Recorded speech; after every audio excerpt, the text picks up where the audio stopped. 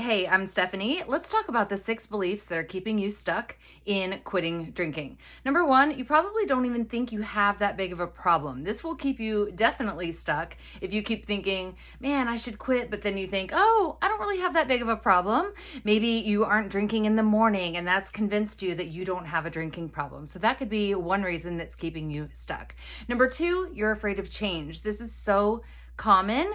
Alcohol has been something we rely on and we do every night, every weekend, when we're with our friends, when we're cooking dinner. So to change that habit can be super scary, and that can keep you stuck in your drinking cycle.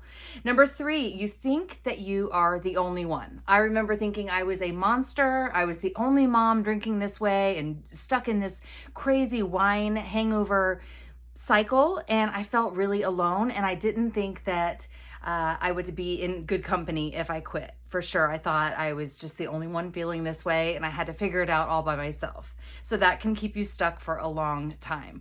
Number 4, you are scared to death thinking about quitting drinking. It has been it's been your best friend for so long that you would be afraid to live without it. And I know I created my entire life around it. My friends were drinkers.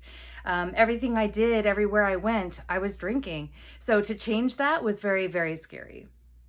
Number 5, you are afraid of failing. This was huge for me. When I knew I had to stop drinking and I knew it had become a problem, I had to figure out how, but I was so afraid of failing that it almost kept me from quitting. I mean, it did keep me from quitting for years.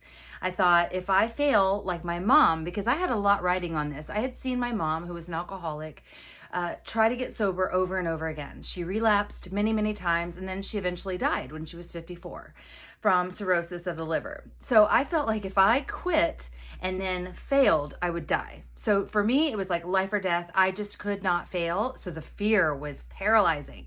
So a lot of us have that. Just being humans, being women, we are afraid to fail. And then I came across fear of succeeding. What happens if I do get sober? Am I going to be one of those sober, boring chicks, like in the corner? Am I going to lose my personality? I was afraid of who I would become if I did get sober and if I did succeed. And look at me now. I'm helping other women get sober. So it's not so bad, I promise. And then number 6, you think that you're not going to be fun anymore. This is a common misconception because we have fun through drinking always. That is what fun is. That's what they fed us. Like in the commercials, if they're, surfing and they're having a bonfire, there's always a Corona or some kind of drink, or if you're on a date, it has to be red wine. And those are the ideas that they've given us. And it's not true. It's a lie to sell their product. And they did a really good job for a long time making us think that the only way we could have fun or relax was to have a drink.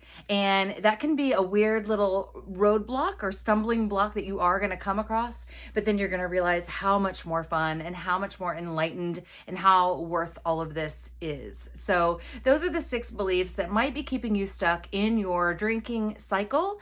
And if you want to find an easy, fun way that does not include AA or giving yourself a label in getting sober, I have a challenge coming up on Monday, just a few days from now, and it is transformative. It is unforgettable. It's a 4-day challenge. We are going to do finding the red flags. We're going to do self-discovery. We're going to do closing the door and visualizing and health and preparation, realigning with your core values. It is a lot of fun, and it's very, very informative. You'll love it, whether you're a heavy drinker or just a light drinker or just want some information.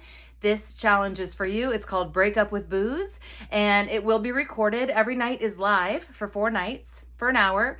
And then, but I do send you the recordings as well in case you can't make that time. So I hope to see you there, and I hope that this helps. Talk to you soon.